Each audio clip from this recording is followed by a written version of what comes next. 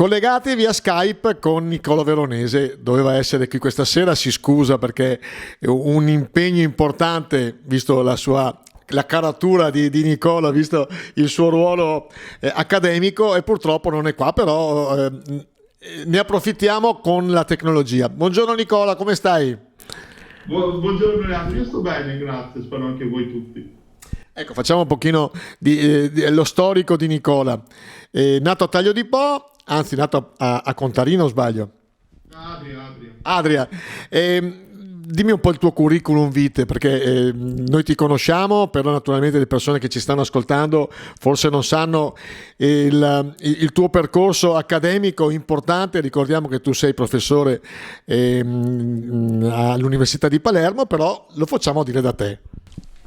Certo, sì Leandro, allora intanto ho 40 anni in pratica, sono nato appunto ad Adria, ho sempre vissuto a Taglio di Po, almeno fino a quando non ho fatto l'Università di Padova, sono diventato poi specialista in geriatria e dopo ho avuto un percorso come tanti ricercatori italiani come assegnista di ricerca sia al Consiglio Nazionale delle Ricerche che all'Università di Padova. Ecco, guardate che questi anni ho fatto esperienze all'estero, sono stato un anno in America con Luigi Fontana, che penso molti conoscerete, che è proprio, come si può dire, dedicato alla dieta, soprattutto all'intermittent fasting, alla restrizione calorica e altri stili appunto di dieta. E durante questo anno ho fatto anche un mese ad Harvard, soprattutto per la parte di cui mi interesso, cioè di epidemiologia nutrizionale. Ecco, dopo essere tornato in America, essendo uno specialista in geriatria, ho avuto diverse esperienze, soprattutto sul territorio, ed infine ho trovato un posto come professore, diciamo, all'Università di Palermo in medicina interna e in geriatria, dove faccio quello che fanno tutti i ricercatori, cioè insegno, faccio ricerca ovviamente e anche la parte clinica. Allora, la prima domanda che te la faccio ogni volta che ci troviamo: perché hai scelto geriatria? Questa è un'ottima domanda, Leandro caro. Allora, ho scelto geriatria perché mi sento molto vicino, diciamo, alla complessità ovviamente del paziente anziano, tutte le sue problematiche mediche e ovviamente anche non mediche. Il geriatra ha un ruolo secondo me importantissimo, soprattutto nel 2023, cioè quello di catturare la fragilità e anche gli stadi ovviamente precedenti della fragilità della persona, diciamo, anziana. Certo, siamo troppo pochi, questa è secondo me la verità, nonostante adesso finalmente abbiamo tanti a Palermo, ma anche a Padova, in tutte le università specializzanti, quindi neospecialisti. Comunque rimaniamo sempre troppo pochi, perché la persona anziana avrebbe bisogno veramente di tanti specialisti in geriatria, nonché bisognerebbe diffondere veramente una cultura geriatrica a livello della medicina generale, a livello degli altri colleghi ospedalieri e non. Ecco, non molti mesi fa sei stato celebrato come tra i 40 ricercatori più citati al mondo e il secondo più citato in Italia. La prima domanda, visto che mi sento coinvolto: si è spostata l'età della vecchiaia? Perché per convenzione l'età della vecchiaia è 65 anni, o 65 anni è ancora un punto di confine?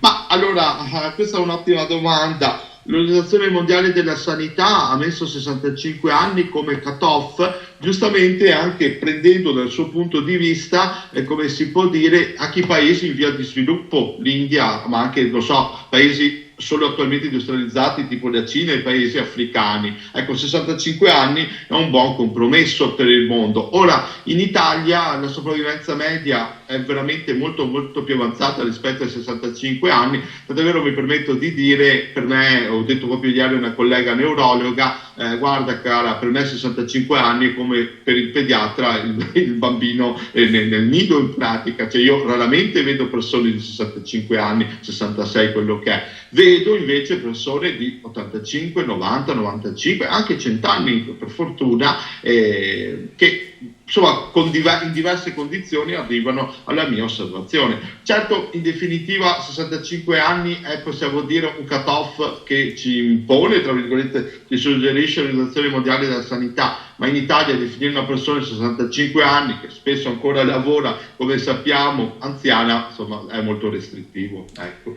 A livello mondiale come siamo messi? Nel senso, l'Africa, per esempio, 65 anni è un'età avanzatissima, l'Asia, il Sud America, l'America stessa, gli USA, come sono confrontandoli con i nostri 65 anni? L'Africa ha come si può dire, un continente molto eterogeneo da questo punto di vista. In media ovviamente anche loro stanno via via avanzando, certo sono molto distanti da noi come sopravvivenza media, tuttavia cominciano anche loro ad avere gli stessi problemi che abbiamo noi, ad esempio la demenza, cioè loro non erano abituati 20 anni fa a vedere il paziente affetto da demenza, adesso invece comincia a essere una delle grandi problematiche. Poi se non avevi visto un paziente affetto da demenza, voglio dire, è impegnativo da gestire, non è dello psichiatra, non è del neurologo, non è di nessuno, è un tipo di paziente, faccio questo che è emblematico, molto difficile. Lo stesso per la Cina, io parlavo con dei colleghi cinesi e mi dicevano, guarda che 10-15 anni fa noi non avevamo pazienti con, non so, post-ictus, post con malattie cardiovascolari, pazienti in definitiva complessi. Ecco. Avanziamo ovviamente, per fortuna anche, dico perché abbiamo, non so, sempre più strumenti per avanzare come età, e questo è sicuramente importante, con grandi differenze. Infine gli Stati Uniti d'America sono un caso un po' particolare, perché ovviamente se ci pensiamo, quando abbiamo, non so, interventi chirurgici straordinari, molti, non dico molti, ma alcuni di noi si sono sicuramente rivolti ai colleghi d'oltreoceano, tuttavia la sopravvivenza media è più bassa ovviamente che l'Italia, il Giappone o altri stati, proprio perché probabilmente l'accesso al sistema sanitario nazionale, anche in termini di prevenzione, è limitato, soprattutto dal fatto che utilizzano assicurazioni invece che un sistema sanitario come il nostro. Lo stato di salute dell'università italiana, visto che tu sei all'interno dell'università, perché poi dopo noi italiani abbiamo sempre questo complesso di inferiorità rispetto agli altri stati. Tu che giri il mondo e quindi puoi dare una valutazione della nostra scuola.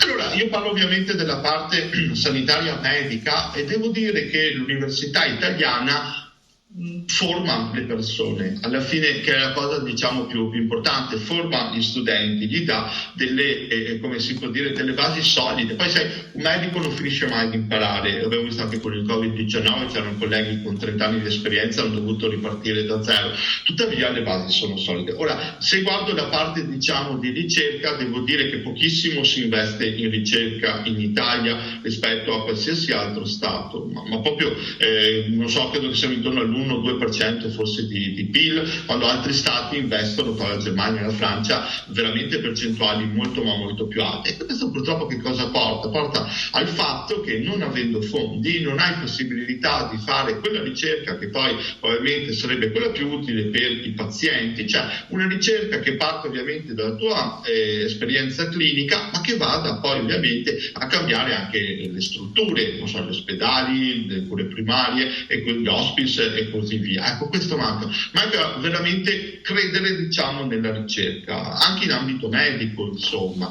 Quindi purtroppo questo è molto molto limitante, soprattutto come si può dire in questo momento in cui invece ci sarebbe bisogno di avere fondi per fare anche dei lavori che poi veramente cambierebbero la vita delle persone. Ecco, e quindi a questo punto la seconda domanda, lo stato di salute della sanità italiana? Lo stato di salute, finalmente, tocca dirla così, finalmente sta crollando tutto. Soprattutto i geriatri, devo dire che continuavano a dire guardate che siamo pochi, guardate che non siamo in numero sufficiente, guardate che soprattutto nelle periferie non riusciamo a garantire i livelli essenziali di assistenza, ma mai ci hanno ascoltato. Alla fine, questa è stata la verità, cioè nessun politico né di destra né di sinistra né di centro ci ha mai ascoltato. E detto sì, quando ci saremo di fronte al problema lo affronteremo, e finalmente siamo arrivati di fronte al problema, perché questo io penso che molti diciamo hanno ad esempio di fronte a loro il fatto che c'è difficoltà a trovare un collega della medicina generale. Questo è un primo problema. Continuità assistenziali, le guardie mediche, spesso un collega deve coprire prima quello che coprivano 3 colleghi.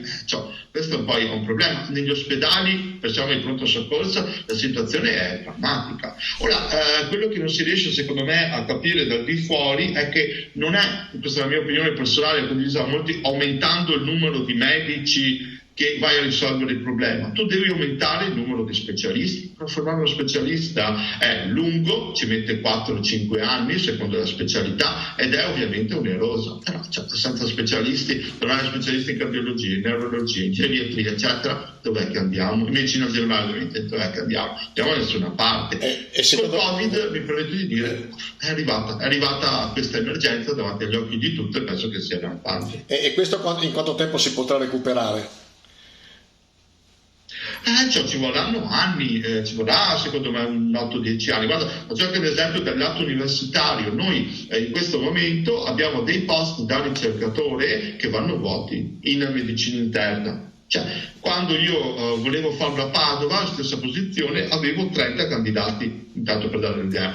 È cambiato, questo si recupererà ovviamente, per fortuna dico anche perché la popolazione è in espansione, però ci vorrà un 8-10 anni per cui non è che sia dietro l'angolo la soluzione, ci vorranno anni per recuperare questa cosa. Ecco, tu sei stato anche tra l'altro direttore di una serie di RSA.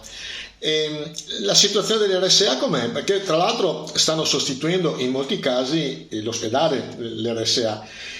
Ci sono le strutture secondo te o anche qua stiamo tamponando uno di quei problemi che hai citato prima? L'RSA, così come tutte le strutture residenziali in Italia, parete solo tra l'incudine e il martello. Da una parte hanno un paziente sempre più complesso che deve essere dimesso dalle strutture ospedaliere che prevalentemente gestiscono casi acuti, e dall'altro sinceramente non hanno personale, hanno pochissimo personale medico ma anche non medico. È difficile gestire un paziente molto complesso, poi quando sei in carenza di personale diventa quasi impossibile, insomma. Questo purtroppo il mondo dell'RSA è il mondo più fragile, abbiamo visto bene col Covid e molte, mi permetto di dire, strutture sono in grandissima sofferenza. Si pensava che dopo il Covid avremmo trovato un buon compromesso e invece assolutamente non è stato così, secondo me. Ecco, se tu potessi dare un consiglio a chi si affaccia appunto agli over 65, leggevo tra le tue cose che hai fatto, parlato di obesità, di stili di vita, dell'osteoporosi maschile e anche femminile. Qual è secondo te il punto più debole delle cose che dobbiamo prevedere e prevenire? Secondo me la prevenzione, non c'è, soprattutto in Italia, questo un po' di meno dei paesi stranieri, una convinzione che bisogna, integrare anche degli interventi proprio a livello nazionale di prevenzione, ad esempio l'obesità infantile o la sedentarietà infantile degli adolescenti, che sembra molto lontano, da, ovviamente io vedo persone ben più adulte di 65 anni, ma come si può dire, se i fattori di rischio come l'obesità, sedentarietà, il fumo e sigaretta, le malattie a trasmissione sessuale non vengono prevenute prima, io ovviamente ne vedo le conseguenze che sono davanti agli occhi di tutti, dal cancro, alle malattie cardiovascolari, alla demenza. Quindi tu dici che bisogna cominciare veramente da bambini, già in età pediatrica bisogna prevedere che lo stile di vita si ripercuoterà poi dopo durante tutta l'esistenza, quindi non solo dopo. Quindi sì, non ha senso. Questo è un messaggio molto importante. Chiedere al geriatra di fare prevenzione a 65-75 anni. Io posso fare un tipo di prevenzione di una persona che è già malata, ad esempio, prevenire che diventi ancora più malata. Questo mi si può chiedere, ma non che di prevenire la prima malattia. Ciò deve essere fatto proprio a livello di salute pubblica. Servono proprio interventi di salute pubblica, perché è davanti agli occhi di tutti che questi fattori di rischio sono noti da decadi, poi vanno a creare problemi anche grossi. Ecco, tu sei direttore scientifico della SIGOT, che da quanto ho capito è Società Italiana di Geriatria, Ospedalità e Territorio, più o meno? Ospedale e territorio, sì. Che ruolo è? Che impegno è, oltre al tuo impegno di insegnante e di professore universitario? Ha un impegno enorme, Leandro, perché essere direttore scientifico di una società come SIGOT, che è una società di 900 membri, quindi 900 diciamo persone, prevalentemente specialisti in geriatria, anche se non soltanto, perché abbiamo anche infermieri, psicologi e medici di medicina generale e così via, un grande impegno. Penso che adesso stiamo infine ultimando, stiamo veramente arrivando agli sgoccioli di linee guida sulla valutazione multidimensionale, che è un grande progetto che abbiamo fatto con la SIMG, quindi la Società Italiana di Medicina Generale, col supporto metodologico dell'Istituto Superiore di Sanità. E io lì ho avuto un ruolo, mi permetto di dire, importante, proprio tangibile, insomma, nella formulazione di tutte queste cose, quindi è un bel impegno, insomma. Ultima domanda, poi dopo ti lascio ai tuoi impegni accademici. Non solo, pandemia, che insegnamento ci ha dato da una parte e che cose positive e cose negative alla fine ha lasciato? La pandemia ci ha dato, diciamo, un insegnamento secondo me importante, cioè che nulla è eterno e che nulla è diciamo stazionario. È stato un fulmine a ciel sereno, ha sconvolto veramente, diciamo, le organizzazioni di tutto il sistema sanitario nazionale, e quello è stata una prima cosa importante. Ora, aspetti negativi e positivi, ma come aspetti positivi secondo me ha lasciato, diciamo, il fatto che se non si collabora soprattutto tra cure primarie, cure secondarie, quindi gli ospedali, ma anche la rete delle cure palliative, eccetera, non si va da nessuna parte. Dobbiamo integrare meglio appunto i diversi settings assistenziali, perché altrimenti non andiamo veramente da nessuna parte. Negativi ha lasciato secondo me il fatto che molte persone si sono trovate, professionisti sanitari, di fronte veramente a un grande carico di lavoro, a un grande carico emozionale, che alcuni hanno sopportato meglio, altri peggio, però ha portato, diciamo, il sistema sanitario nazionale a quello che vediamo oggi, cioè un sistema sanitario nazionale che va avanti con la buona volontà dei professionisti, perché questa secondo me è la verità, ma che ha molte lacune. Tante persone durante il Covid si sono, tra virgolette, stufate, sono sentite sfruttate. C'è stato il fatto che, soprattutto parlo dei medici, non siamo stati mai troppo, non siamo stati riconosciuti dopo la pandemia come le persone che si sono impegnate, alcune hanno addirittura sacrificato la vita, e questo non è stato, diciamo, un buon ritorno. Questo è dal punto di vista di negatività, Carlo. E i vaccini dal tuo punto di vista sono stati indispensabili, importanti? Per cancellare una serie di polemiche che ancora ci portiamo dietro col discorso dei vaccini.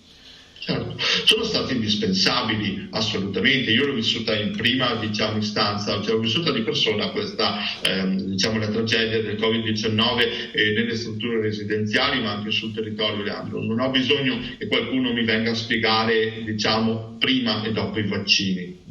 Io mi ricordo che prima dei vaccini avevamo purtroppo le camere mortuarie piene di morti. Dopo i vaccini la mortalità per Covid-19 è andata giù. Certo, ci sono state anche le varianti, per l'amor di Dio, è un tema complesso, tuttavia senza vaccini non saremo arrivati, diciamo, a questa normalità che stiamo raggiungendo con molta fatica, assolutamente. Nicola, naturalmente adesso ti ringrazio, ti lascio, come detto prima, alle tue attività accademiche, però la domanda te la devo fare: cosa ti manca di Taglio di Po? Madonna, certo, io adoro Taglio di Po. Cosa ti manca del paesello? Ma sai cosa? Mi manca il fatto che un po' ci conosciamo tutti, sai, vivendo a Palermo, una città di 600.000 abitanti, cioè non è che conosci tante persone, ho abitato anche a Padova che ha questa impronta, poi manca, insomma, il fatto che comunque ho tanti amici, ho i miei familiari assolutamente, quindi sì, dai, manca Taglio di Po sempre. Allora, dal pubblico di Sala Europa l'applauso a Nicola Veronese. Perché hai messo nella tua pagina Nicola Malvagio Veronese? Ah sì, perché in pratica quando ero in specialità un caro collega, che adesso è diventato direttore delle cure primarie di Conegliano, mi ha preso l'account e ha messo questa cosa così. Allora l'ho lasciato simpaticamente in ricordo, diciamo, di questo evento. Ciao Nicola, grazie ancora, un applauso della sala Europa Taglio di Po, e arrivederci a Taglio di Po. Certo, spero veramente di vedervi presto, saluto ovviamente tutti, ringrazio l'amministrazione comunale, in particolare il sindaco che mi ha invitato, mi dispiace veramente non essere lì presente di persona, spero di esserlo prossimamente, dai.